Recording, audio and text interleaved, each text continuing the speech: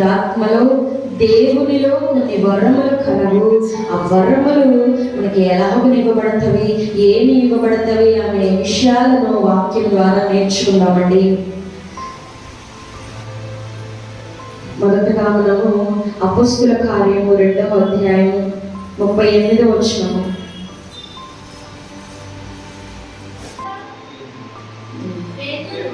పేతురు, మీరు మారు మనస్సు పొంది పాప క్షమాపణ నిమిత్తము ప్రతివారు యేసుక్రీస్తు నామమున బాప్తిస్మము పొందుడి, అప్పుడు మీరు పరిశుద్ధాత్మ అను వరమును పొందుదురు. హల్లెలూయా, హల్లెలూయా, హల్లెలూయా. ఏంటండి?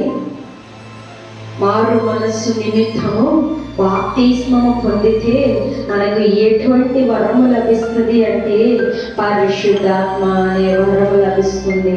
హల్లెలూయా, హల్లెలూయా. ఈనాడు మనము ఆలయంలో కూర్చున్న మనము చాలా మంది వరకు కూడా బాప్తిస్మము తీసుకునే వారమై ఉన్నాము. మరి పరిశుద్ధాత్మ వరమును పొంది ఉన్నామా లేదా అనేది మనం ఒకసారి ఆలోచిద్దాం. ఎవరైతే పాప క్షమాపణ నిమిత్తం బాప్తిస్మము పొంది ఉంటారో వారందరికీ కూడా దేవాతి దేవుడు పరిశుద్ధాత్మ అనే వరాన్ని ఇస్తాడంట. హల్లెలూయా, హల్లెలూయా. పరిశుద్ధాత్మ మనకి ఒక వరముగా ఇవ్వబడి ఉన్నది, ఒక వరముగా ఇవ్వబడి ఉన్నది. హల్లెలూయా, హల్లెలూయా, హల్లెలూయా. మనకి పుట్టుక దగ్గర నుంచి కూడా అనేక వరములను దేవాది దేవుడు ఇస్తూనే ఉంటాడు. మన పుట్టుకయే ఒక వరమై ఉన్నది. మనిషిగా పుట్టి ఉన్నాం. ఏ జంతువుగానో, ఏ కుక్కగానో, ఏ నక్కగానో మనము పుట్టలేదు. కానీ ఆయన చేతులతో మనల్ని రూపించుకొని ఆయన జీవవాయువును ఊది మనిషి అనే వరమును మనకిచ్చి ఉన్నాడు. హల్లెలూయా, హల్లెలూయా, హల్లెలూయా. మనము పుట్టినది మొదలుకొని దేవాది దేవుడు మనకి ఎన్నో వరములు కలుగజేసి ఉన్నాడు. అన్ని అవయవములు బాగుగా ఇచ్చి మనకు వరముగా ఇచ్చేసి ఉన్నాడు. మనకు తెలివిని, జ్ఞానమును, బుద్ధిని అన్నిటిని ఇచ్చి వరములు దయచేసి ఉన్నాడు. మంచి కుటుంబాన్ని ఇచ్చి వరములు దయచేసి ఉన్నాడు. మంచి ఇంకా మనం ఇలా ఆలోచిస్తే మన కన్నీరు కూడా దేవాతి దేవుడు వరములుగా ఇస్తూనే వచ్చి ఉన్నాడు. మరి పాప క్షమాపణ నిమిత్తము బాప్తిస్మం పొందిన తర్వాత మరి ప్రత్యేకమైన వరాన్ని దేవుడు ఇస్తాడంట. అదేమి అంటే పరిశుద్ధాత్మ అనే వరం. హల్లెలూయా. చిన్నప్పటి నుంచి, పుట్టుకలో నుంచి, తల్లి గర్భంలో ఏర్పడినది మొదలుకొని వచ్చే వరములన్నీ ఒక ఎత్తైతే బాప్తిస్మము పొందిన తర్వాత, నీవు పరిశుద్ధుడిగా మలచబడిన తర్వాత ఇచ్చే వరము ఏంటంటే ఆయనే నీలో ఉండిపోట. హల్లెలూయా, హల్లెలూయా, హల్లెలూయా. అప్పటిదాకా మనలో ఆయన పరిశుద్ధాత్ముడు ఉండడు. కానీ ఎప్పుడైతే నీవు పవిత్రుడుగా, పరిశుద్ధుడిగా, ఏ పాపము లేనివాడిగా ఉంటావో అప్పుడే పరిశుద్ధాత్మ అయిన దేవుడు, దేవాతి దేవుడు నీలో నివసించడానికి ఇష్టపడతాడు. అప్పుడే నీవు ఆ వరాన్ని పొందుకుంటావు. ఎప్పుడైతే నీవు పవిత్రుడుగా, పరిశుద్ధుడుగా, ఏ పాపము లేనివాడిగా ఉంటావో అప్పుడు మాత్రమే నీకు పరిశుద్ధాత్మ అనే వరం వస్తుందండి. ఒకసారి అపోస్తుల కార్యము 8వ అధ్యాయము 19వ వచనం ఒకసారి చదువుదాము. ఈ యొక్క పరిశుద్ధాత్మని మనము ఎలాగున పొందుకుంటాము, ఏది ఇచ్చి పొందుకుంటాము? మన యొక్క పాప జీవితాన్ని విడిచిపెట్టి పరిశుద్ధులుగా మలుచుకుని మనల్ని మనము మాత్రమే ఆ యొక్క పరిశుద్ధాత్మని పొందుతాము. కానీ ఏ యొక్క డబ్బు ఇచ్చి, ఏ యొక్క వస్తువుని ఇచ్చి పరిశుద్ధాత్మని మనము పొందలేము. అదే వాక్య రూపకముగా చూద్దాము. ఏంటండి? వారి ఎదుట, ఒకసారి గట్టిగా చదవాలి. వారి ఎదుట ద్రవ్యము పెట్టి నేనెవరి మీద చేతులుంచుదునో వారు పరిశుద్ధాత్మను పొందినట్లు ఈ అధికారం నా కీయుడని అడిగాను. హల్లెలూయా. చాలండి. ఇక్కడ ఏం జరుగుతుంది అంటే, పేతురు యోహానులు సమరయ దేశంలో ఆ ప్రాంతంలో ఉన్న వారి యొద్దకు వెళ్ళి పరిశుద్ధాత్మను ఇస్తూ ఉన్నారు. అంటే అప్పటిదాకా కూడా సమరయులు పరిశుద్ధాత్మ లేని వారిగా ఉన్నారు. ముందు వచనాలు కానీ మనం చదివితే ఎందుకు పరిశుద్ధాత్మ వారి మీద లేదు అంటే, వారు బాప్తిస్మాన్ని తీసుకునే ఉన్నారు కానీ పరిశుద్ధాత్మను పొందుకోవాలి. ఎందుకు వారు పొందుకోలేదు అంటే, 12వ వచనం ఒకసారి చదువుదాము పైన. అయితే ఫిలిప్పు దేవుని రాజ్యమును గూర్చియు యేసుక్రీస్తు నామమును గూర్చియు స్వార్థ పట్టించుచుండగా వారు అతన్ని నమ్మి పురుషులను స్త్రీలను బాప్తిస్మం పొందిరి. ఏం చేశారంట? ఒక మనిషిని నమ్మి, ఒక మనిషి చేస్తున్న అద్భుత కార్యాలను చూసి మాత్రమే బాప్తిస్మాన్ని తీసుకుని వారిగా ఉన్నారు.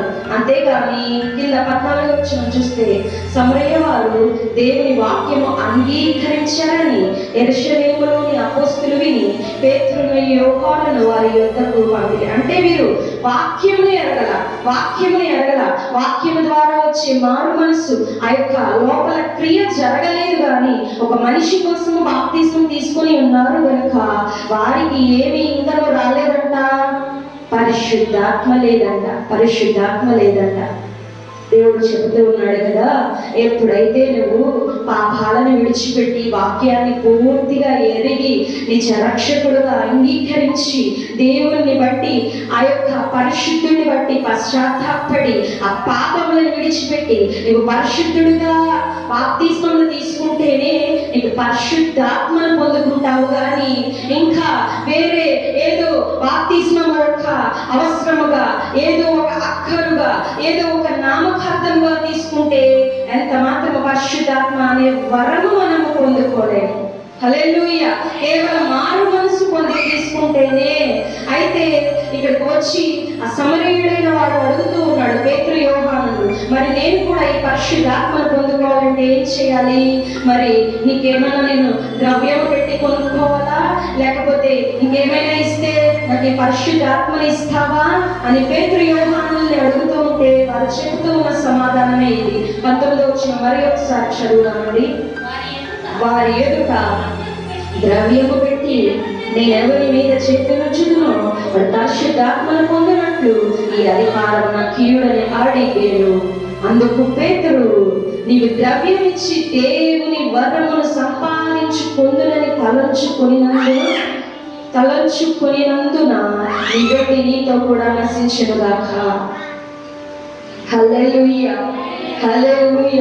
ఏదైనా ద్రవ్యం ఇచ్చి లేక ఇంకేదైనా ఇచ్చి దేవుని వరాలను మనం ఎంత మాత్రము పొందుకోలేము. పరిశుద్ధాత్మ వరమే కాదు కానీ మరి ఏ వరమైనా సరే దేవుని ఎదుటకు మనం ఏదో ఒక ద్రవ్య రూపకంగానో వస్తు రూపకంగానో మరి ఏదైనా ఇచ్చి దేవుని వరాలను మనం ఎంత మాత్రము పొందుకోలేము.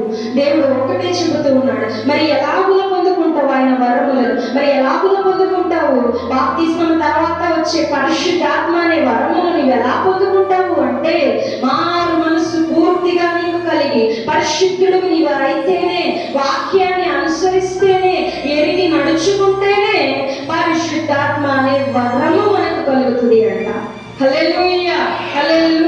నాడు మనము మన ప్రాణములతో, మన యొక్క ఆత్మతో ప్రశ్న వేసుకుందాం. నిజముగా నీవు పాప క్షమాపణ నిమిత్తమై తిరిగి జన్మింపబడిన స్థితిలో పరిశుద్ధుడుగా నీవు ఉండినట్లయితే ఖచ్చితంగా దేవుడు మాట ఇచ్చి తప్పే దేవుడు కాదు కనుక ఆయన మాట ఇచ్చిన ప్రకారముగా వాక్యం ఏదైతే చెబుతూ ఉన్నారో అలాగున నీవు పాపం విషయమై తిరిగి జన్మించి పరిశుద్ధుడుగా బాప్తిస్మం తీసుకున్న వాడివైతే ఖచ్చితంగా పరిశుద్ధాత్మ అనే వరము నీవు పొందుకుంటావు. హల్లెలూయా. ప్రతి వారము మనం పరిశుద్ధాత్మ గురించి నేర్చుకుంటూనే ఉన్నాము, పరిశుద్ధాత్మను పొందుకుంటూ ఉన్నాము కూడా. మరి పొందుకున్న వారందరూ కూడా ఎలాంటి స్థితిలో ఉన్నట్లు? మరి ఆ పరిశుద్ధాత్మ వరము మీకు వచ్చినదంటే మీరు ఎలాంటి స్థితిలో ఉన్నట్లు? పరిశుద్ధులై ఉన్నట్లు, పాపము లేని వారై ఉన్నట్లు, మీరు తిరిగి జన్మించిన స్థితిలో ఏ పాపము లేక వాక్యానుసారమైన జీవితాన్ని గడుపుతూ ఉన్నందున పరిశుద్ధాత్మ అనే వరము మీరు పొందుకొని ఉన్నారు. హల్లెలూయా. పొందుకొని ఉన్న వారందరూ రెండు చేతులు పైకెత్తి ఆ పరిశుద్ధాత్మ వరము ఇచ్చిన దేవాది దేవునికి స్తుతులు చెల్లిద్దాము. హల్లెలూయా, హల్లెలూయా. నేను పొందుకున్నాను, హృదయపూర్తిగా స్తుతిస్తున్నా. మీరు పొందుకుంటే స్తుతించండి ఇప్పుడే. హల్లెలూయా. పరిశుద్ధాత్మ అనే వరము నీకు కలుగుతూ ఉన్నదండి. రోమీయులకు రాసిన పత్రిక 6వ అధ్యాయం 23వ వచనం కూడా చూద్దాము. అయితే పరిశుద్ధాత్మ ఒక వరముగా మనకి ఇవ్వబడినది. ఆ వరము తర్వాత ఏం జరుగుతున్నదో చూద్దాం. ఇక్కడ చదువు. అయితే దేవుని కృపా వరము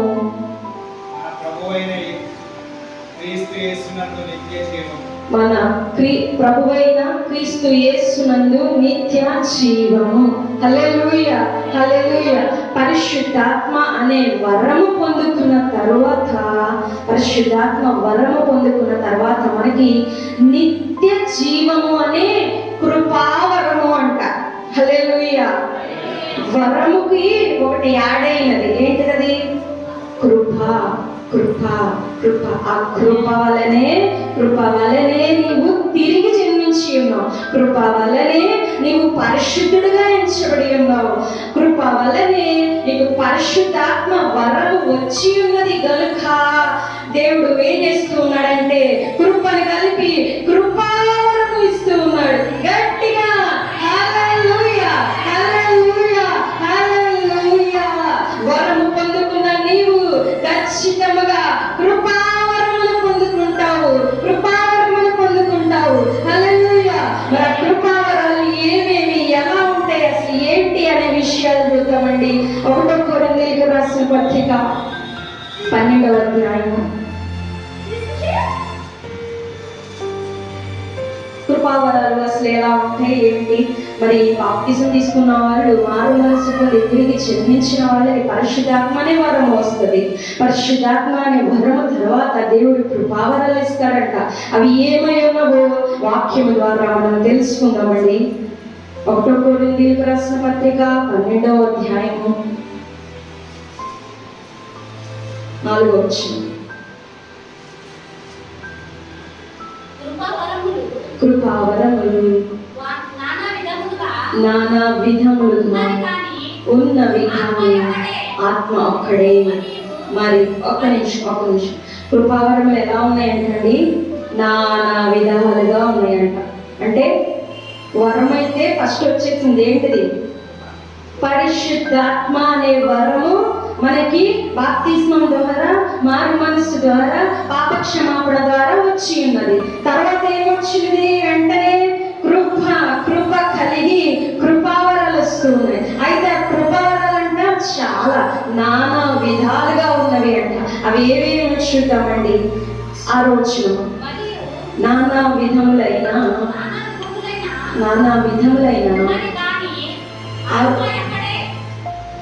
6వ వచనం చదువుదాము. నానా విధములైన కార్యములు కలవు గాని అందరిలోనూ అన్నిటినీ జరిగించు దేవుడు ఒక్కడే. చదవాలి. అయినను అందరి ప్రయోజనము కొరకు ప్రతి వానికి ఆత్మ ప్రత్యక్షత అనుగ్రహింపబడుచున్నది. ఏలైనగా ఒకరికి ఆత్మ మూలముగా బుద్ధి వాక్యమును, మరి ఒకరికి ఆత్మను అనుసరించిన జ్ఞాన వాక్యమును, మరి ఒకరికి ఆ ఆత్మ బలములనే విశ్వాసమును, మరి ఒకరికి ఆ ఒక్క ఆత్మ వలనే స్వస్థపరచు వరములను, మరి ఒకరికి అద్భుత కార్యములను చేయు శక్తియు, మరి ఒకరికి ప్రవచన వరమును, మరి ఒకరికి ఆత్మల వివేచనయు, మరి ఒకరికి నానా విధ భాషలను, మరి ఒకరికి భాషల అర్థము చెప్పు శక్తియు అనుగ్రహింపబడి ఉన్నవి. హల్లెలూయా, హల్లెలూయా, హల్లెలూయా. పరిశుద్ధాత్మ అనే వరమును పొందుకున్న మీరు ఖచ్చితంగా కృపావరాలను కూడా దేవాది దేవుడు మనకు అనుగ్రహిస్తూ ఉన్నాడు. హల్లెలూయా. నేను చెప్పటలేదు, వాక్యమే చెబుతూ ఉన్నది. పరిశుద్ధాత్మ అనే వరాన్ని నీవు పొందుకుంటే కృపా వరాలు వెంటనే నీకు కలుగుతాయి. ఆ కృపా వరాలు ఎలా ఉన్నాయంటే నానా విధాలుగా ఉన్నాయి.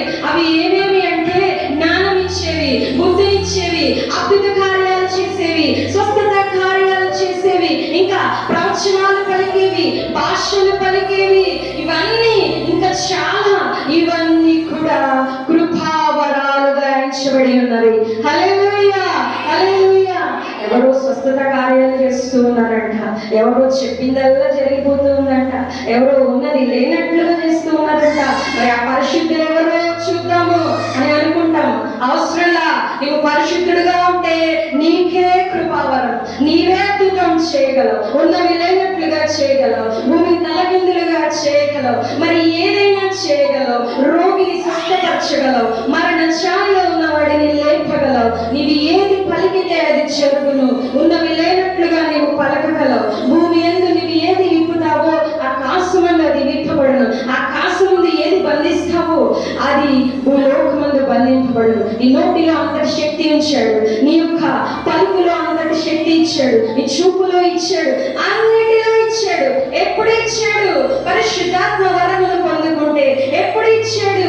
ఆ పరిశుద్ధాత్మ వరము తర్వాత కృపా వరము నీకు అనుగ్రహింపబడితేనే. హల్లెలూయా.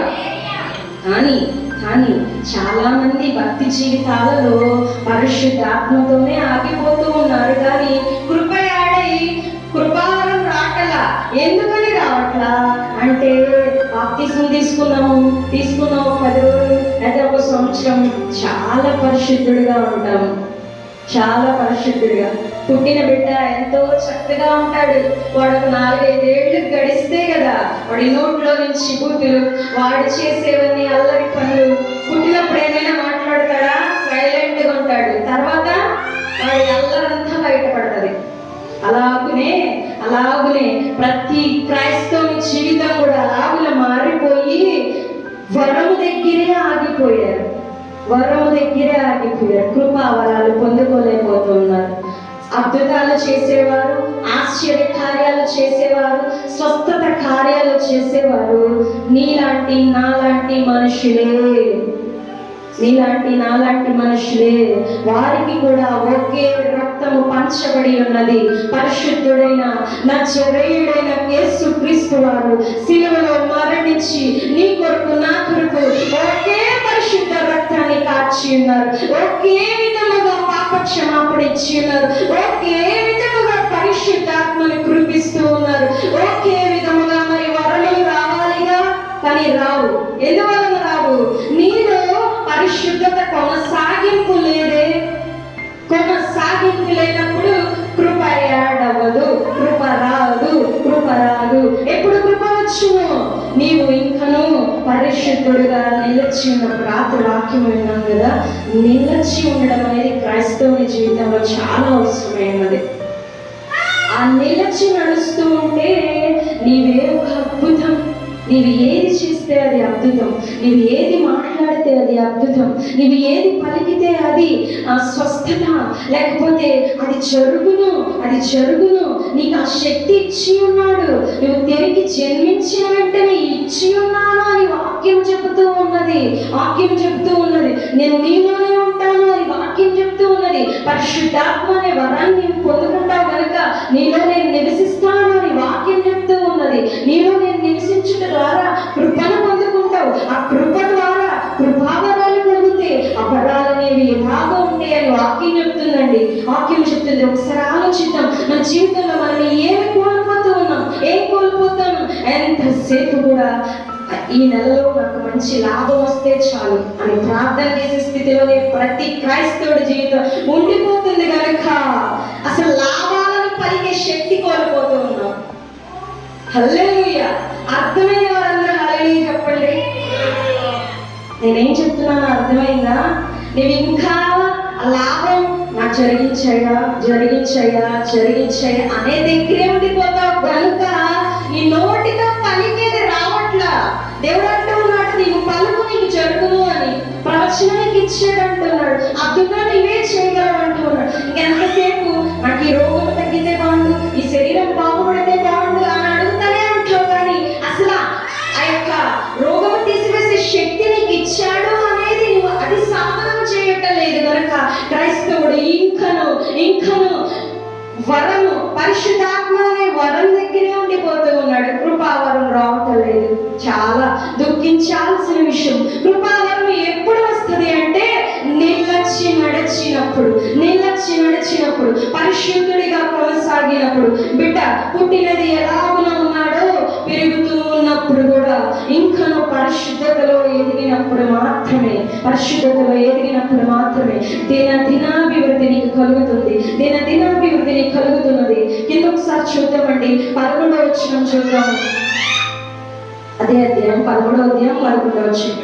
ఆయనను వీటన్నిటిని ఆత్మ యొక్కడే తన చిత్తము చొప్పున ప్రతి వానికి ప్రత్యేకముగా పంచి ఇచ్చుచు కార్యసిద్ధి కలిగ చేయుచున్నాడు. హల్లెలూయా. ఏంటంట? ప్రతి ఒక్కరి మీద తన చిత్తము ఉన్నదంట. రక్తం పెట్టి కొనుక్కున్నవాడు ఊరికనే ఉండలా. నీ మీద ఒక ప్రణాళిక ఉంచాడు. నీ మీద ఒక ప్రణాళిక, నా మీద ఒక ప్రణాళిక కలిగి ఉన్నాడు. దాని ప్రకారముగా ఆ ప్రణాళిక అనే కార్యం జరగడానికి మనకి వరాలను ఇస్తూ ఉన్నాడంట. మనమైతే ఆ కార్యం చేసేంత శక్తి, పరిశుద్ధత ఇంకనూ లేక వరాలను మనం పొందుకోవట్లా. సరే ఆలోచిద్దాం, మన భక్తి జీవితం ఇంకా ఎక్కడ ఆగిపోయినది అని. ఇంకా శరీర సంబంధమైనవే వెతుకుతూ ఉన్నామా? వాటి కొరకే ప్రాకులాడొచ్చి ఉన్నామా? వరము దగ్గరే ఆగిపోయామా? కొంతమందికి అయితే అసలు వరము కూడా లేని స్థితిలో ఉంటుంది. అంటే పరిశుద్ధాత్మను కూడా పొందుకోలేని స్థితిలో ఉండిపోతూ ఉన్నాడు క్రైస్తవుడు. 20 ఏళ్ళు 30 ఏళ్ళు లేకపోతే ఒక 10 ఏళ్ల నుంచి క్రైస్తవుడుగా విశ్వాసిగా కొనసాగుతూ ఉంటాడు, కానీ పరిశుద్ధాత్మ అనే వరము ఉండదు. ఎందుకంటే ఈ సమరయుల్లాగా వాక్యానుసారమైన జీవితం లేదు. ఈ సమరయుల్లాగా ఎవరినో బట్టి బాప్తిజం తీసుకున్నారు, ఒక ఆశ్చర్యంగా తీసుకున్నారు కనుక ఇంకా అసలు వారికి వరమే రావట్ల. అసలు వరమే లేనప్పుడు కృపావరం ఎక్కడ ఉంటది? ఇంకొంతమంది క్రైస్తవులు అయితే వరం దాకా ఎలాగోలా ఈదుకుంటా వచ్చి ఆ వరం దగ్గరే చేతికి పడతారు. ప్రతి వారం వాళ్ళకి వరం కావాల్సిందే. ఏ వరం? మరలా కొత్తగా పరిశుద్ధాత్మను వారిలో నింపాల్సిందే.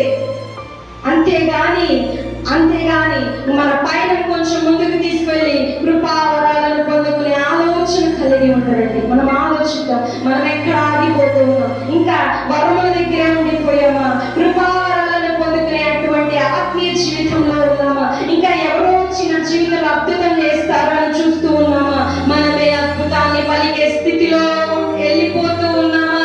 ఎవరినో చూసి అవునా అలా జరిగిందా అనే ఆశ్చర్యంలో ఉండే స్థితిలో ఇంకా ఉండిపోతున్నామా?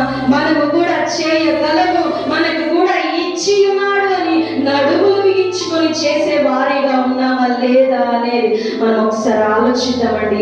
ఆ పక్కనే 13వ వచనం, 13వ అధ్యాయం 2వ వచనం ఒకసారి చూడండి. ప్రవచించు కృపావరం కలిగి మర్మములన్నీ జ్ఞానమంతయు ఎరిగిన వాడైనను కొండలను కట్టించగల పరిపూర్ణ విశ్వాసం గల వాడైన. అంటే ఆ యొక్క ప్రవచన వరం అంటే ఏదైనా కొండలను లేపి పక్కన పడవేసేటువంటి శక్తి కలిగి నీకే ఇచ్చేసాను అంటుంటే మనం ఇంకా అక్కడ దాకా వెళ్ళలేము. కానీ అక్కడే వరము దగ్గరే, పరిశుద్ధాత్మ వరము దగ్గరే మన పయనం ఆగిపోయినది. ఇంకెప్పుడు ఆయన చిత్తం మన ఎడల నెరవేర్చబడడానికి కృపావరాలు పొందుకునే స్థాయికి మనం ఎప్పుడు వెళ్తాము? ఎప్పుడు మన పయనము ముగియును? ఎప్పుడు మన పయనము గమ్యము చేరును? ఇంకా మొదటిలోనే నీవు ఆగిపోతే నీవు వెళ్ళవలసిన పయనం చాలా ఉంది. కృపావరాలు పొందుకొని నీ ద్వారా ఎన్నో కార్యాలు దేవుడు చేపించుకోవాలని ఆశపడుతూ ఉంటే ఇంకా నువ్వు మొదటిలోనే ఆగిపోతే నీ పయనం ఎప్పుడు సాగును? గమ్యము నీవెప్పుడు చేరును? ఒకసారి మేము ఆలోచిద్దామండి. ఇంకొక చోట చూద్దాం, ఇలాగే వరాల గురించి వివరించి ఉన్నాడు. ఒక్కసారి చదువుదాము.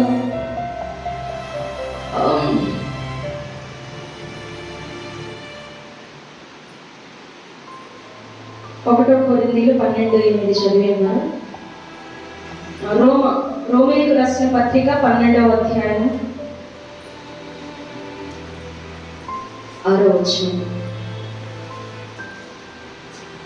కృపావరములు ఇంకా వేరువేరుగా ఏమి కలిగి ఉంటూ అక్కడ వివరిస్తూ మనకు అనుగ్రహింపబడిన కృప చొప్పున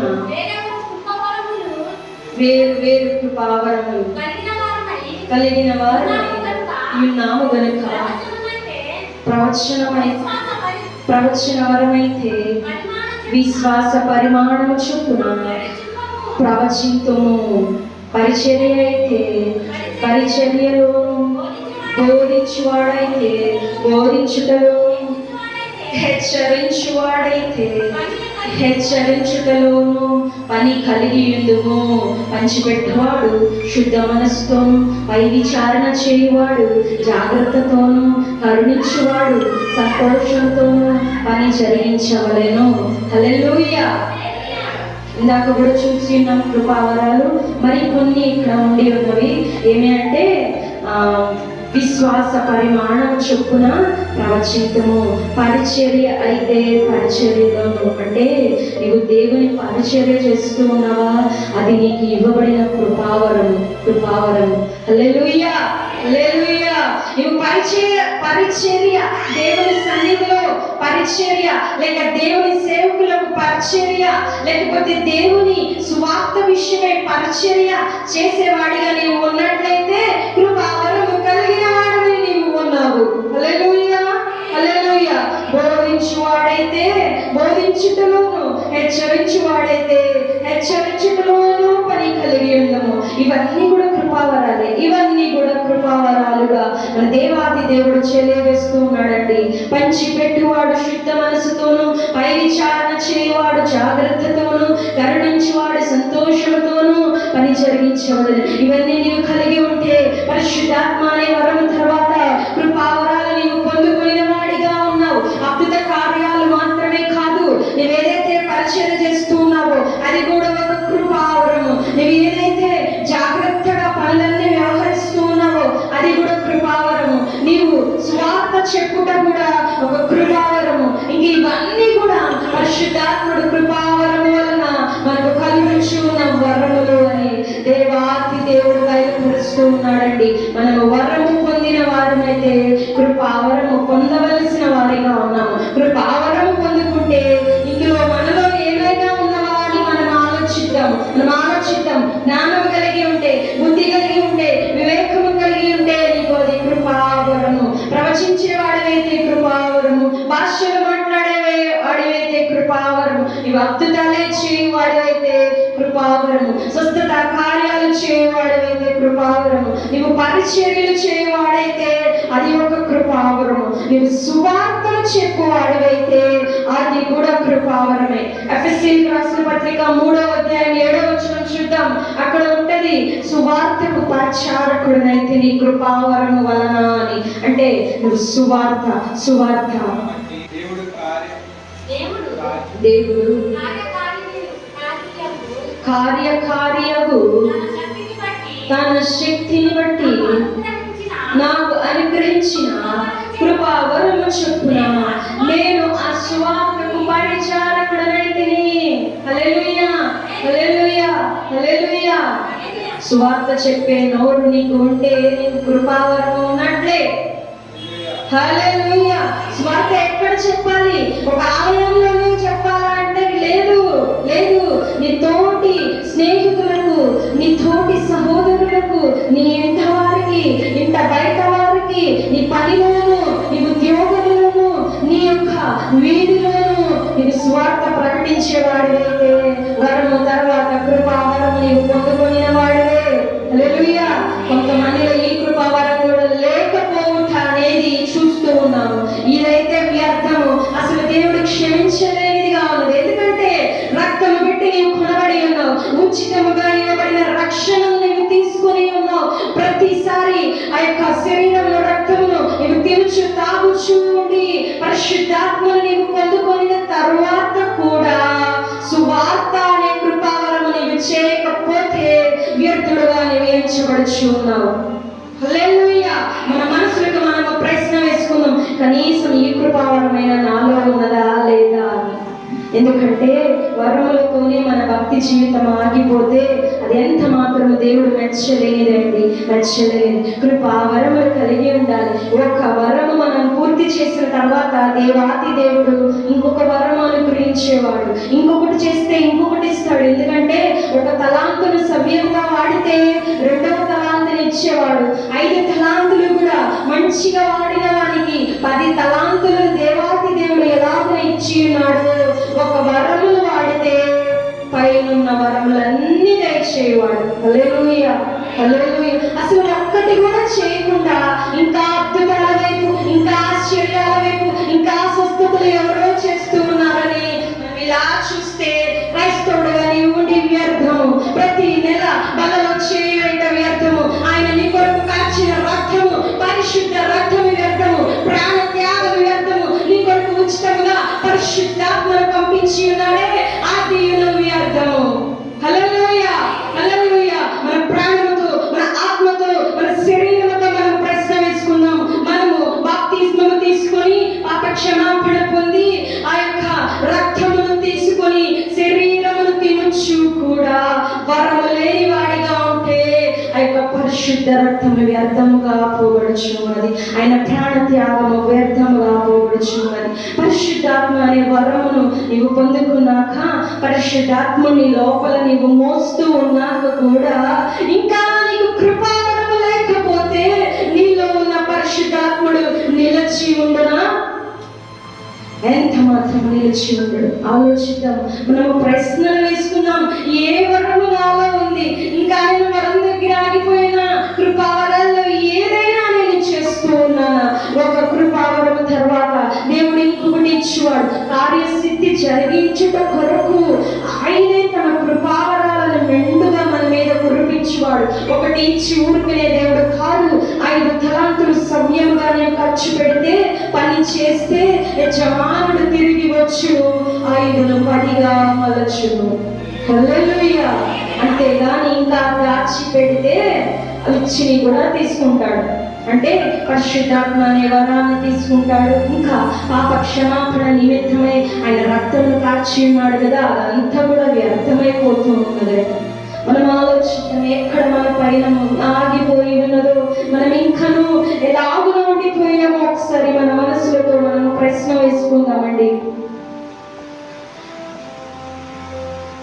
2వ కొరింథీయులు 9వ అధ్యాయము 15వ వచనం ఒకసారి చదువుదామండి.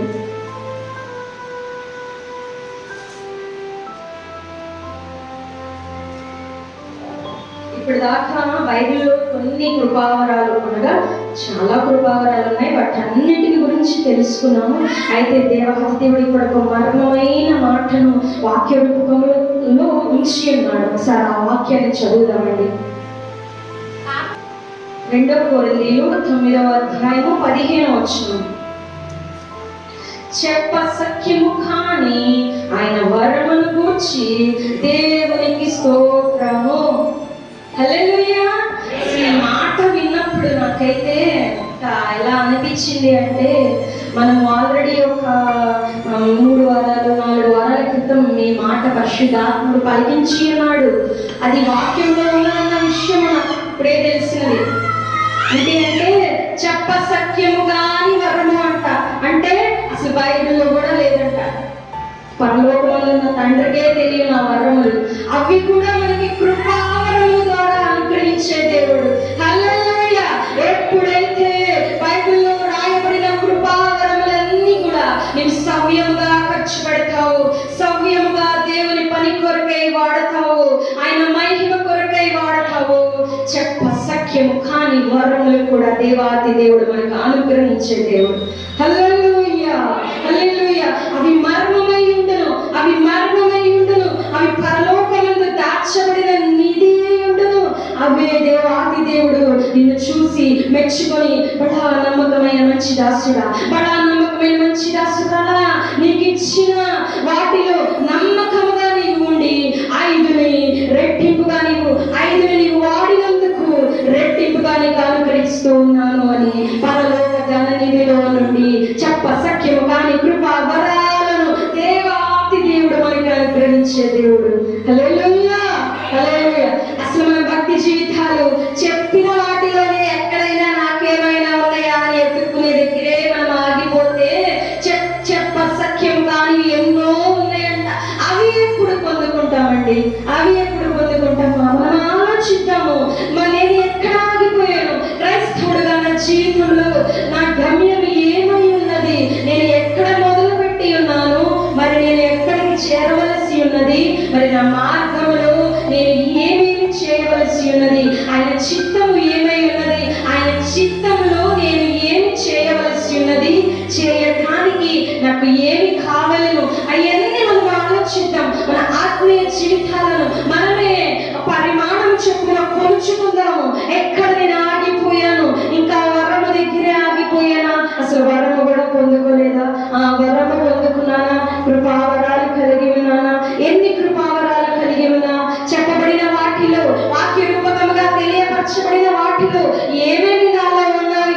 అవి నేను సమయముగా వాడుతూ ఉన్నట్లయితే మరి దేవుడు రెట్టింపు చేసి మరి అధికముగా ఇస్తాడు కదా. మరి ఇంకా ఏమి ఇచ్చి ఉన్నాడు? అవి కూడా ఇస్తే ఇంకా చెప్ప సఖ్యము కానీ ఉన్నవంట. మరి అవి దేవుడు నాకు ఇచ్చి ఉన్నాడా? మనం ఆలోచిద్దామండి. దేవుడి దగ్గర చాలా ఉన్నది, చాలా ఉన్నది. అది చెప్ప సఖ్యము కాలేను. ఏ మానవునికి అర్థము కాదు, మనుష్య హృదయముకు గోచరము కాదు. సృష్టికర్త అయిన దేవుడు, అద్భుతకరుడైన దేవుని ఎదుట ఎన్నో ఉన్నవి. ఆయన చేతిలో ఎన్నో ఉన్నవి. ఆయన ఎదుట ఎన్నో ఉన్నవి. అవి పొందుకోవాలి అంటే చెప్పబడిన వాటిని మనం చేస్తే ఖచ్చితంగా దేవాది దేవుడు చెప్పలేని వాటిని కూడా మనకి ఇచ్చే దేవుడే ఉన్నాడు. హల్లెలూయా, హల్లెలూయా. మనం ఆలోచిద్దాం. పరిశుద్ధాత్మని ప్రతి వారం తీసుకుంటూ పొందుకుంటూ లేక మనము పొందుకుని ఉన్నాం రక్షణ బాప్తిస్మం ద్వారా, పాప క్షమాపణ ద్వారా, పరిశుద్ధుల మగుట చేత పరిశుద్ధాత్మని పొందుకున్న మనము పరిశుద్ధాత్మను పూర్తిగానే ఉంచుతూ ఉన్నాము. మనలో అభివృద్ధి పరచుకొని ఉన్నాము. వరమును పొందుకున్న మనము అక్కడే ఆగిపోతూ ఉన్నాము. కృప కలిగి కృపావరాన్ని పొందుకుంటూ ఉన్నాము. కృపావరమును వాడుతూ ఉన్నాము. కనీసం సువార్తకు పరిచారకుడినైతే అన్న కృపావరాన్నైనా వాడుతూ ఉన్నామా లేదా? జ్ఞానము కలిగిన కృపావరము లేక పరిచర్య చేసే కృపావరం లేక బుద్ధి చెప్పే కృపావరం లేక జ్ఞాన మాటలను లేక ఆ యొక్క పని జరిగించే ఆ యొక్క కృపావరాలు, ఇవన్నీ కూడా చాలా విధాలుగా ఉండగా వాటిలో ఏదైనా కనీసం చిన్న చిన్న వరములైనా నేను కలిగి ఉండి చేస్తూ ఉన్నానా లేదా? కొంచెంలో నీవు నమ్మకముగా ఉంటే మరి అధికముగా దేవుడు దీవించే దేవుడై ఉన్నాడండి. కొంచెం కూడా మనం చేయలేని స్థితిలో ఉంటే ఆ ఇచ్చిన ఒక్క తలాంతును కూడా తీసుకునే దేవుడుగా ఉన్నాడు. మనం ఆలోచిద్దాము. మనకున్న తలాంతులను రెట్టింపు చేసుకుని మహిమలో ప్రవేశించే వారిగా ఉన్నామా? ఆయన మనల్ని ఎదుర్కొనేటప్పుడు బలా నమ్మకమైన మంచి దాసుడా, బలా మంచి దాసురాలా, నీవు నా ఇల్లంతటిలో నమ్మకస్తురాలుగా ఉన్నావు అని నిన్ను చూసి మెచ్చుకునేవాడిగా నీ జీవితం ఉన్నదా? లేక అసలు ఇచ్చినవే నువ్వేం చేయలేదు కనుక నీ వద్ద నుండి ఇది కూడా తీసుకుంటూ ఉన్నా అనే స్థితిలో ఇంకా ఉండిపోయి ఉన్నావా? మనం ఆలోచించుకొని మన ఆత్మలను పరిశీలన చేసుకొని ఇక నుంచైనా పొందుకునే వారిగాను, పొందుకున్న వాటిని వాడి రెట్టింపు చేసే వారిగాను మనం ఉందాము. ఈ చిన్న వాక్యమును నచ్చరేయుడైన యేసు క్రీస్తు వారు నీరు కట్టి ఫలింపు దయచేయునుగాక. ఆమేన్.